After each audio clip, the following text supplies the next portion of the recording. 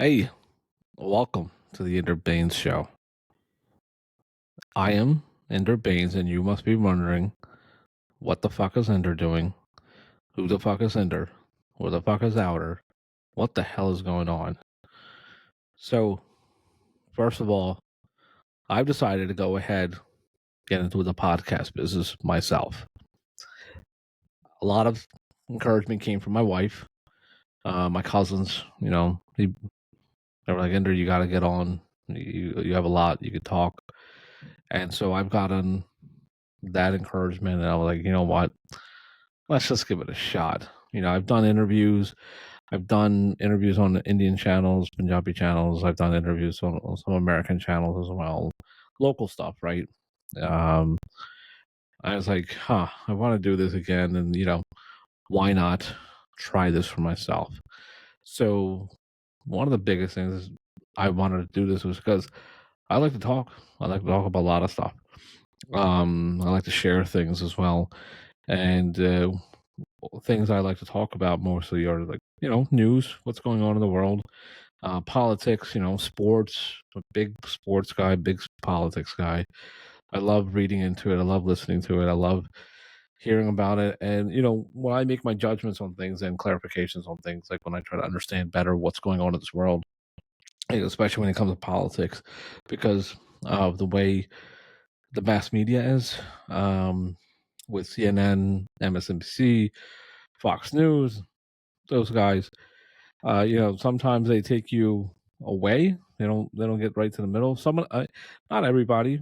Some of the hosts on those channels are like that, but there's some that really are right in the middle. They try to call it right down the middle and be fair to everybody and really give the actual news that it should be. But most of the part they don't.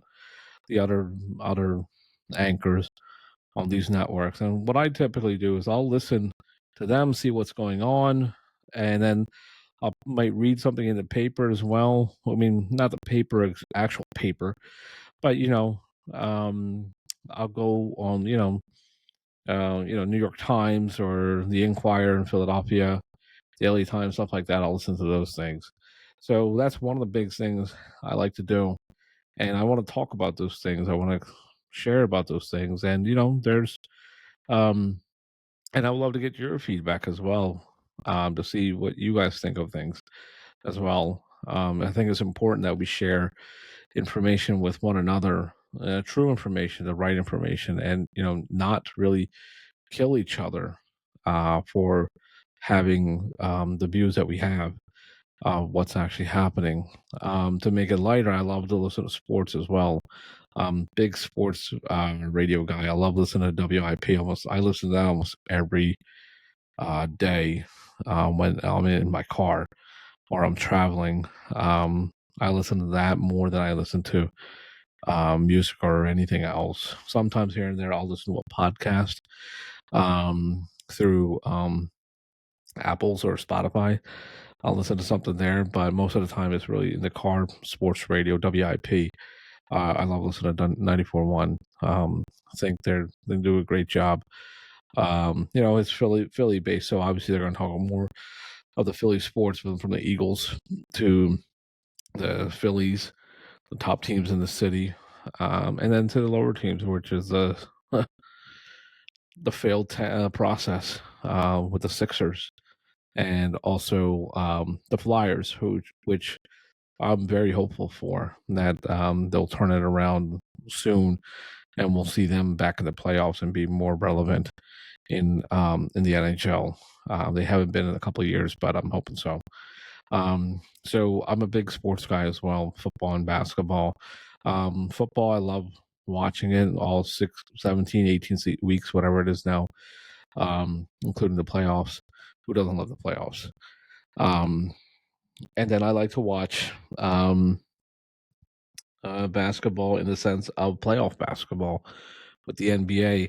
82 games is a long season, and it wouldn't be so long, to be honest with you, um, if the top players played, in the early part of the season instead of coming down in the late season. Um, I think it would be. I think I'd be more interested. I think a lot of fans would be more interested. The way the players have it now, and they've changed everything to cater to the players. It's not the same no more. See, I'm a guy that grew up watching Michael Jordan, right? Watching the Lakers and the Spurs, the Shaqs, the Tim Duncans, the David Robinsons, and I'm from Philly. I mean, we watched AI, Allen Iverson was everything to us. Everything to us. Um, a short guy, um, wasn't tall, but played like a tall guy. Didn't care, got injured, put every bone on the floor, every part of his body on the floor. And, we watched that and that's what we grew up watching. And now with how it's changed, um, the way the players have changed and the way they play the game has changed. From somebody like me, and I'm pretty sure others, I know others that are not attracted to the game no more in a regular season. Probably towards the end, when it gets to March, April, maybe when you're counting those last few games, um, just to get into the playoffs and stuff like that. But uh, so I think more so for me, I just watch the playoffs, and I mean these playoffs, the 2025 NBA playoffs, the Eastern end and the Western end has been really amazing to watch. Um, Especially the Knicks and Boston series that we just saw. It just closed out last night with New York taking it 4-2, and unfortunately they did crush Boston, but unfortunately for Boston Celtics, they lost their top star Jason Tatum due to an Achilles injury. Um, so that could have went anywhere, but that was a great series to watch, especially the first couple of games of that series where New York was down each game going into the third or fourth quarter. They were down by 20 plus, and they were still able to win, especially the first two games. They were able to come back and win those two games right away. So just fun environment to watch, fun games to watch. Indiana and Cleveland, that series was a great series as well. Indiana cleaned house. Cleveland, the Cavs, they were the number one seed for the Eastern end, and it seems like Cleveland's been a good team, almost like what the Sixers were. A good team. Just seems like they haven't been able to get past the second round of the playoffs. This year looked like they was very promising for them, but man, Indiana and Halliburton, those guys really stunned, really shocked that series and stole that series from Cleveland. And now the Knicks and the Pacers are in the Eastern Conference Championships, which is truly amazing to watch. Young talent like them, like Bear from the Pacers and Jalen Brunson from the New York Knicks. Going to be fun to watch that series coming up this week. And on the Western end, Golden State's out. The Lakers are out. What a crazy times that we live in, that we don't have LeBron James, or we don't have Steph Curry in the finals. Obviously, Steph Curry got injured in that last series that Golden State played against the Timberwolves. He got injured, I think, early in that series, and the Timberwolves were able to take over and win that series. Even though the crazy headlines that were going into these playoffs was the acquisition, the trade that Golden State did to get Jimmy Butler from Miami, and then LeBron James and the Lakers. Sorry, the trade that they made with Dallas to get Luka, and that boosted their team right away, their rankings and everything right away, as those two players went to their respective teams. They really pull the teams up, but in the playoffs where it matters the most, they're not there.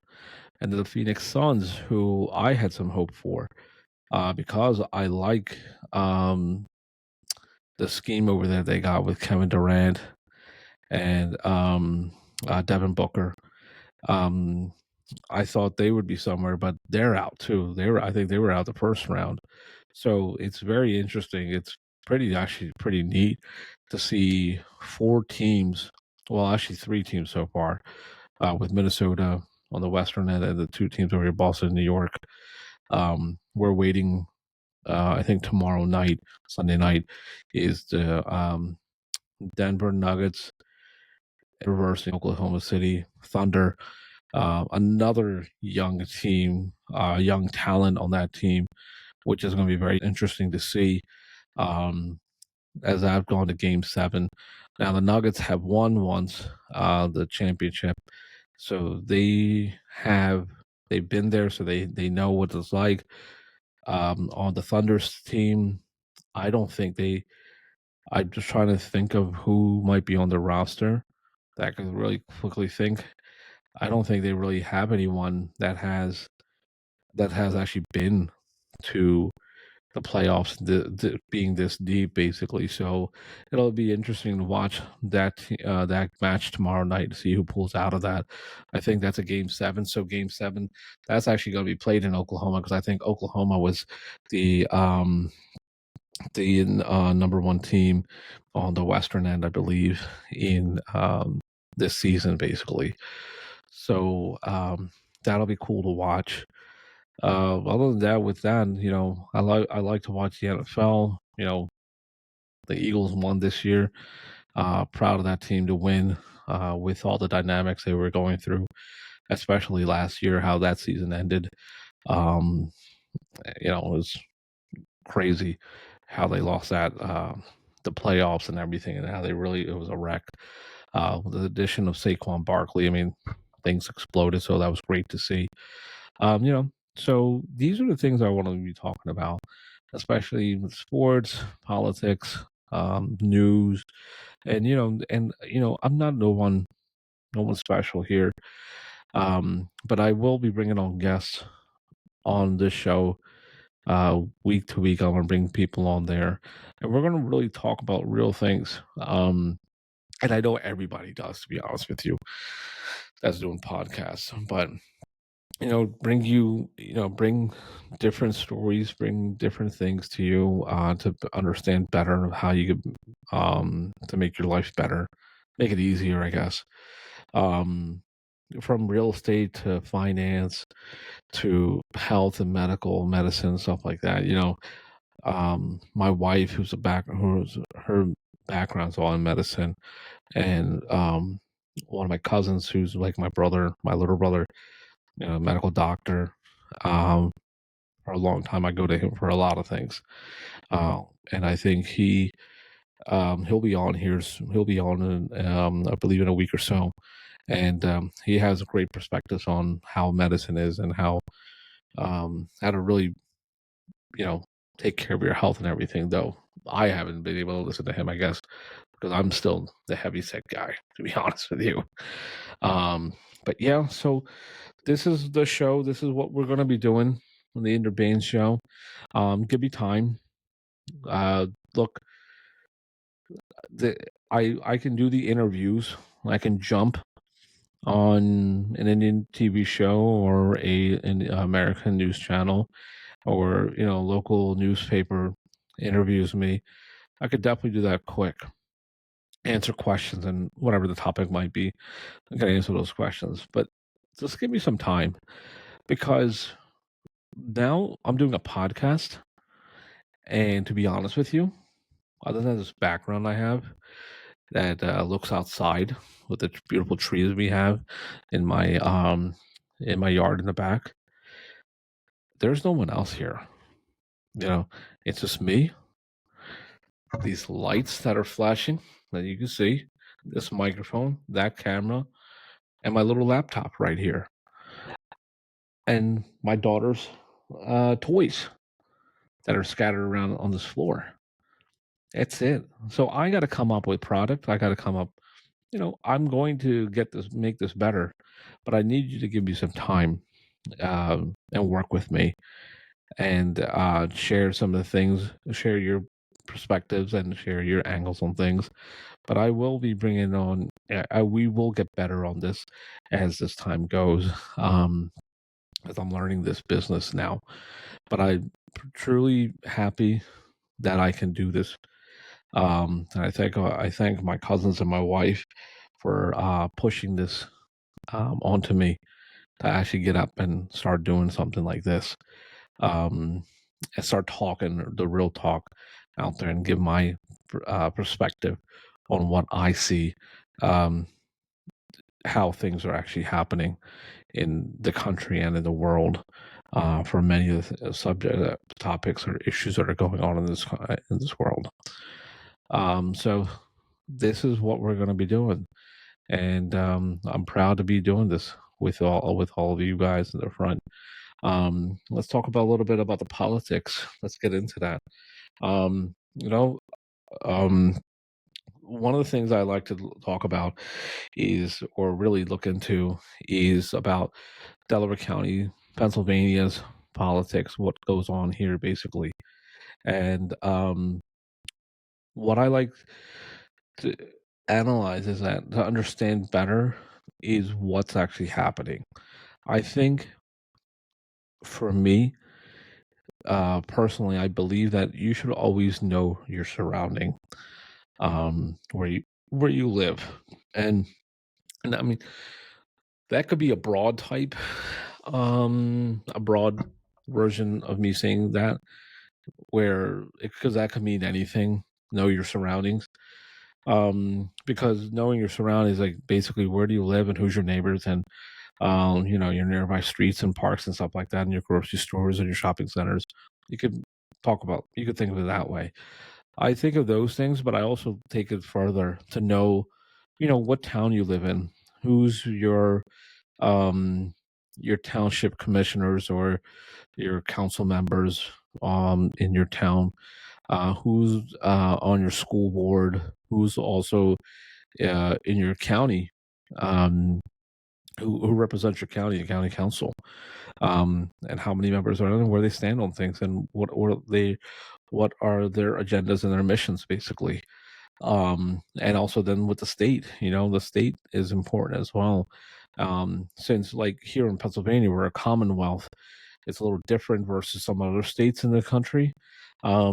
Commonwealth, basically, everything happens from a municipal level, and then if the municipality can't cover, then it goes into the counties, then county goes to the state, and so forth.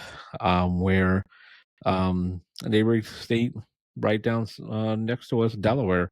Delaware, sorry, keeping the mic. Delaware is different. Delaware is state down, state, then county, then the town. Um, which in most of the other states are like that as well. But not here in Pennsylvania. It's very different here, especially in the southeast end of Pennsylvania, which consists of Delco, Chester, Bucks, Montgomery, Philadelphia. Um, it's a little different here. We're probably one of the most dense area. We are the dense areas of Pennsylvania when it comes to population and everything. Um, and so with that, our politics, our governments are very different versus, when we go into other parts of Pennsylvania. It's very different in that sense. Um, we rely on a lot of the locals.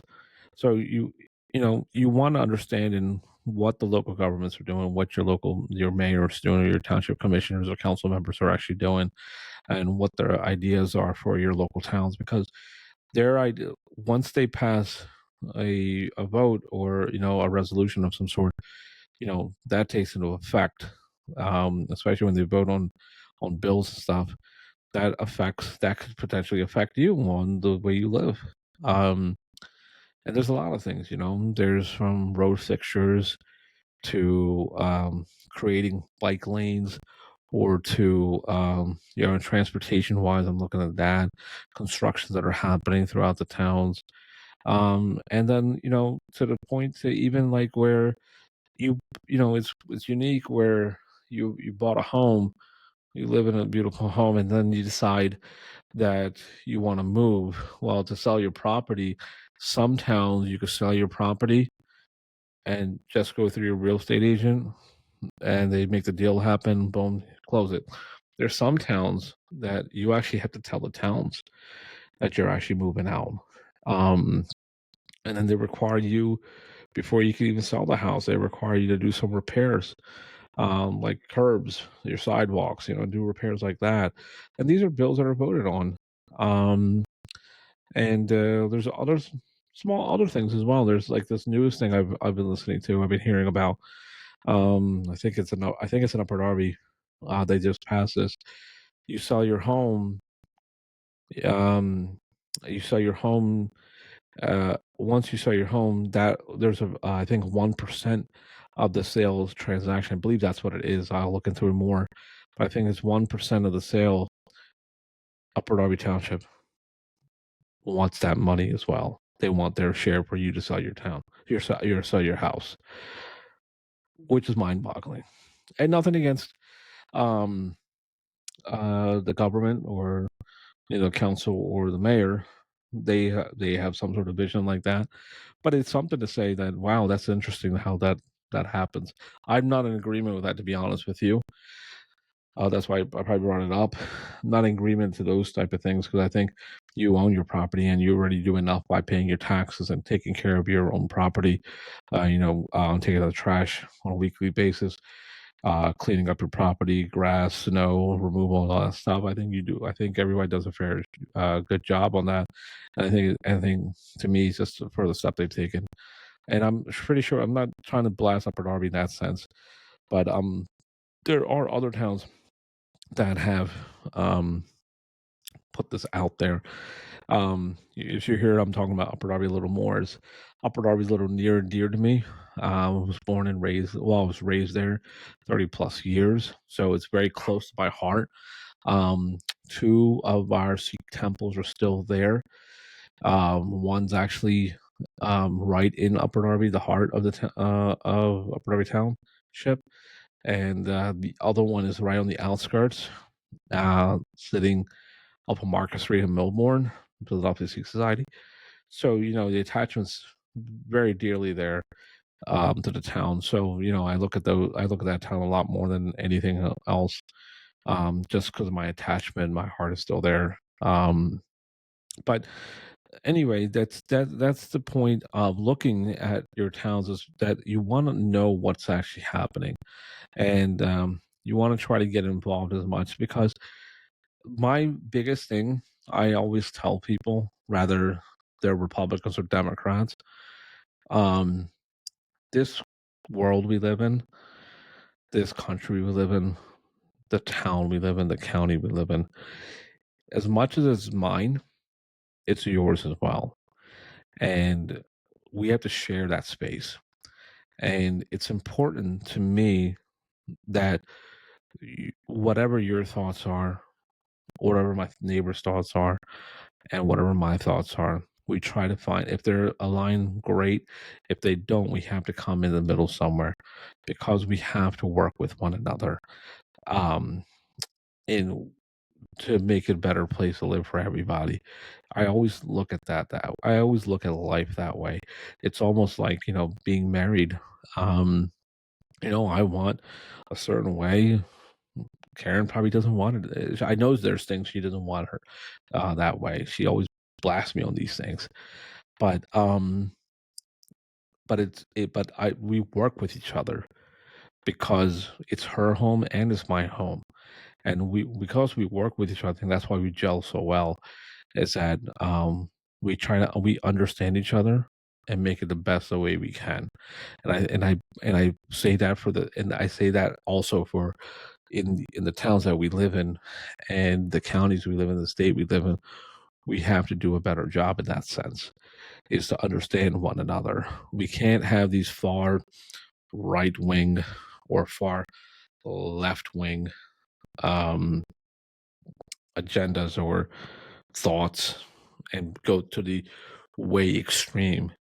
We have to stay in the middle because it's important. It's the same as this house is the same as for me as it is for you. That's why I look, and I think that's why I really get into these type of conversations and really understand it better. And I try to, you know, give that advice to others as well to look to make sure the other side is in agreement to some sort or find a middle ground for everything that you do. Um, but that's one of the things about local governments because in Pennsylvania, whatever decisions they make, takes more impact on your life um, than the federal. And I'm not trying to take anything away from the federal government, with our U.S. senators and U.S. congresswomen, men and women.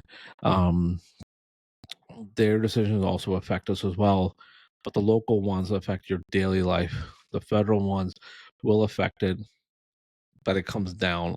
It takes its time to get down to us. Um, but I hope but the local ones, they could pass a bill today and it takes an effect like next week or something, or next month or something like that. And so, you want to, they're the ones that I really look out for, just, to know what's going on there. In Delaware County, we'll talk about a little bit.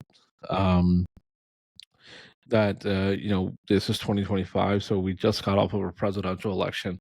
This is probably going to be one of the slowest elections coming up in Delaware County and others, and probably in the entire country, unless there's seats that are up for governors um, in other states, which is potentially or big races maybe. But down this way, it's not really a big race. Really, it's your local races, your municipality, your county races. Some judge races are happening, but we have county council that's up running. For county council, you have um, the incumbent Richard Womack. He's on board with I think his partner is the county controller, the current controller right now, who's running for council, Joanne Phillips. And then on the Republican side, you have a gentleman from Upper Darby Township by the name of Brian Burke, and then you have a lady coming out of, I think it's Springfield or Marple. I'm just trying to remember. Liz Piazza, I think her name is, running, and then there is another member that's running that did not receive an endorsement, I believe, in the person name of Charlie Alexander. I think he's from Marple Township, or he's also from Springfield Township. I don't know exactly, but he's also I believe he's registered as a Republican, running unendorsed, and that's coming up. Yeah, that primary election is actually coming up on Tuesday, May 20th, which is in a couple of days. So that'll be interesting to see what comes out of that. Obviously, Joanne Phillips and Richard Womack don't really have any opposition. There's 2 seats available. So those are the 2 endorsed candidates, unless somebody else pops up, which I haven't read or heard anything like that. And then on the Republican side, you have these 3 contenders facing off each other. And I believe Charlie Alexander. I don't think he's on the ballot. I think he has to do a write-in campaign. I believe that's what's going on over there with him. So he has a little challenge there to do a write-in campaign against the other 2 candidates who are on the ballot, with Brian and Liz. So with this election, we don't definitely there's probably not going to be a huge turnout. There's never really is, especially when it comes to when it's the election after the president's election. I think because people are so exhausted with the presidential elections that they don't even think about the next election that's coming up because they're just still getting over that presidential election, especially the way um, President Trump's election was versus former Vice President Kamala Harris. That was a very competitive election when it came to not election day, but it was competitive enough where in this region they were crisscrossing everywhere through the southeast region, going up all the way up to I think Allentown, Berks County, the Lehigh Valley area, and then coming down this way in the Philadelphia box, Chester, Montgomery, Delaware, nonstop. Whether it was Trump or Kamala, or it was um, their supporters with Trump, with his son Donald Jr., Kamala, and um, Tim Walz, and their counterpart and their people that were running as well. JD Vance on this side. One of the things I got to witness as well was to see that Kamala Harris came out to Delaware County, to the Sun Center. So did JD Vance come out to the Sun Center. And it was just a crazy time to see how many candidates were out here. And then in Philly, they did I guess it's called a rock the vote. I don't know. Where Kamala Harris, the night before the elections, that Monday, they did like a big event downtown, but in front of the art museum. Looked like a big show where they had music, food, and they had Kamala and others on the stage, trying to push the vote out, last minute vote, to get everybody, out there and make sure they had voted. But obviously Tuesday last year, the results were something different, where President Trump had basically won in a landslide victory, and also winning almost all the actually did win all the swing states, which was very unique, very interesting to see. Be it that how dynamic, and how the media, especially the mainstream media, the mass media, they were pushing that this was going to be a close election, and how um, it was going to come right to the, probably down to the last state or what have you. I mean, that's how far they went with this. To me, I'm sorry, I know I'm going away from Delaware County for a moment there, but I'll just talk about this since I'm on this topic right now. To me, I had told my wife, um, you know, um, she would want to know what's going on, because she wasn't really uh, tuned into it, just because of life, other than listening to politics and the news. My wife's been working also, with my child, with my daughter, taking care of her. So she was really focused on that. So she could really not really see what's going on in the news, unless was on her phone real quick. I would give her updates and stuff. And I remember telling her in the summer, she was asking, what does it look like? And I would tell her, I'm like, baby, we're not going to know until, let's get into September, October. And I remember right around like late September, um, my wife and I and my daughter and my cousin, actually, we were traveling. We went out to Westchester, and Westchester University, that area, because it's a college area, very highly dynamic, being a Democrat town, heavy Democrat town. For the first time, I had seen lawn signs that actually had Republican lawn signs, Trump's lawn signs out there on some of these college students' houses, and that kind of rang the bell that, well, looks like things are going to change around here. And then I remember in early October, I was out in the Malvern area, up in that Malvern, East West Whiteland townships, that area. As I was looking in those areas, driving in the neighborhoods, I noticed there was Trump signs in that area too. And that was early October. That was probably like the first week of October, last week of September or something.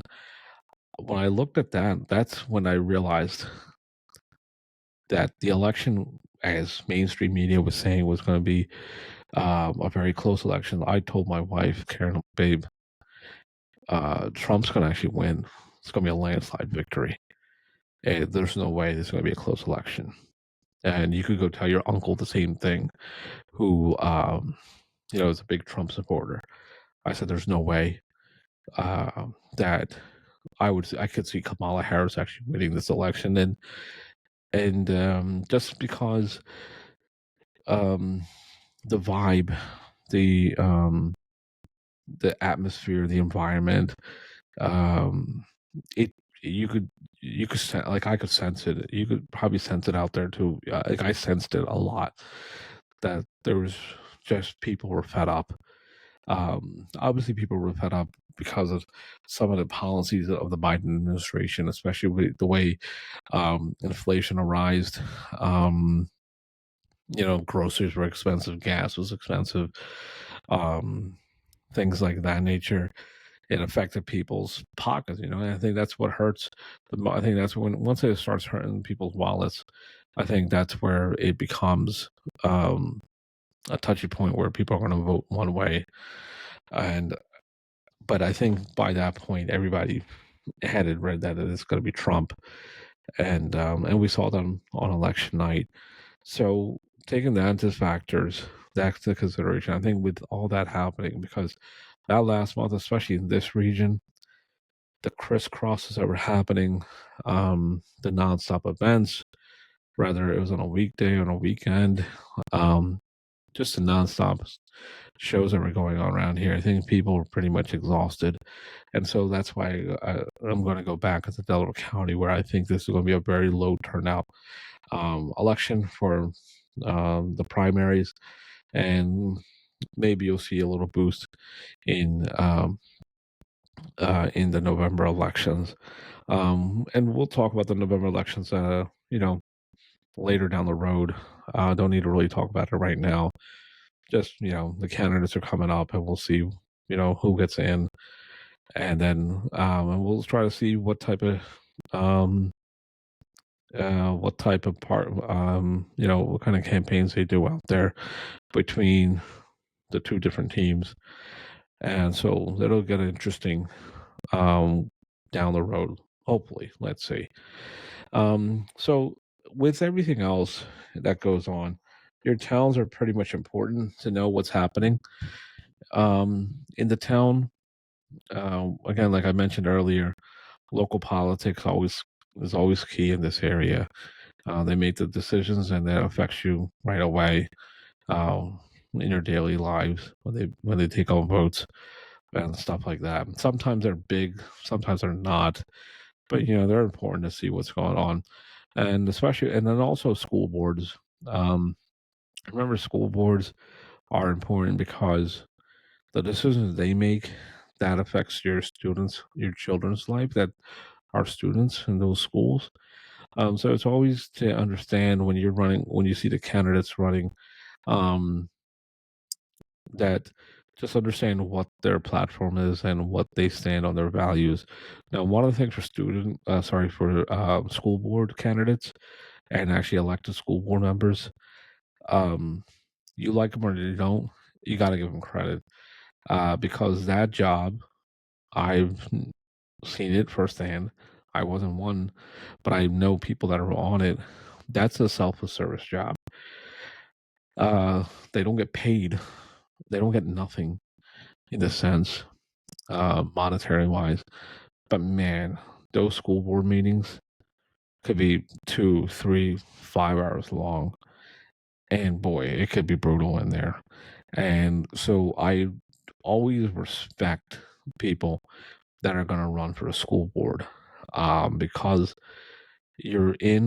typically you're in for 4 years. Sometimes it might be less because you're probably filling in a seat because the candidate dropped down or what have you. But typically those seats are 4 years long. And so they go in and typically they probably in a month, they probably have 2 or 3 meetings in a month. They have the actual school board meeting with the live audience, the public that are there, the parents are there typically, or the residents of the town. And then they also have their committee meetings as well. And that could go long as well. And especially in towns where the schools are struggling or they're trying to keep up, um, there's challenges there. And it's it's unfortunate those challenges are there, but you know, but they have to be resolved and they have to be taken care of. So it's I respect those, I respect those people, whether they're on the one side or the other side, because they give the time for that. Now, I don't probably respect um, their decisions, right? Because my views are my views and theirs are theirs. I may not respect that, but they are giving their personal time or where they could spend with their families and their loved ones and friends, what have you, and do their own thing. But they're actually giving the time to the school board itself. Um, People that are running for council, respect to you guys as well, because you guys will probably give a lot of time as well. But no, you guys get paid somewhat. You get like a stipend or something throughout the year. School board members, no, they don't get much. They're just there to add to do the best they can for decisions they make for the students that go to their schools. And man, they get blasted by parents, especially if the decision is wrong and the parents don't like it. Man, they could get really blasted. And I've seen that personally, and I've actually been in one of them. I've been involved in some of them. Um, but again, this is my personal thing. I look at it, and yeah, I've made some comments I don't regret about, um, but when you take look at from the outside and actually look in, um, when I do that, I find the respect for them just to spend that time on that. Um, but yeah, so they're coming up. It's going to be interesting of how things are now with Delaware County. Most of those towns, especially in the eastern end, with Upper Darby, Haverford, Darby, Yaden, Lansdowne. They're more Democrat registered voters out there. Some of the ones in those middle, with Marple, Springfield, they're still Republican registered voters. Newtown, Edgemont, they're still Republicans over there. And then some of the other towns on the southern end, you got Norwood, Prospect, uh, Norwood, Prospect, um, Tinicum, they're on the Republican side. And then the other towns, Glen Olden, actually, Glen Olden, I think is still a Republican, but like Collingdale, Fallcroft, they're on the Democrat side. So you got different dynamics. And then in the western end of the county, Thornbury, um, is a Republican. Concord still Republican. Chester Heights is a Democrat town. But then you got Upper Chi is still Republican. Aston, Republican town as well. So the county has very different dynamics where it depends on where you live at. It's very interesting to see when you actually pull it up on the map and you actually see the map itself and see where these towns are located, and then you see how that all is laid out basically. We'll talk more as we get down the next couple of episodes. We'll get to talk more about these things. But I'm glad to finally start this and talk to you, talk to the public, and share um, your feedback. Give me your feedback. Let me know. Um, we'll talk more. We'll talk about a lot of other things. But give me your feedback and bear with me. Work with me, and we're gonna get this make this better. But thank you for joining me on the Inder Bains show. Um, I look forward to having fun and enjoying the time and really talk about things out there. I think it's important we share information with each other, and I think it has to be honest information, the truth information, like really pure information. We should share. And hey, I may make mistakes. Who doesn't make mistakes? I might have something that might be not really 100% accurate, but I'll make sure that I own up to that. And I think that's what makes us all better. That we do the best we can in our lives and be the better person that we can. So thank you very much for being a part of this show today. And look out for the next week. I'll be shooting another one. Have a great day.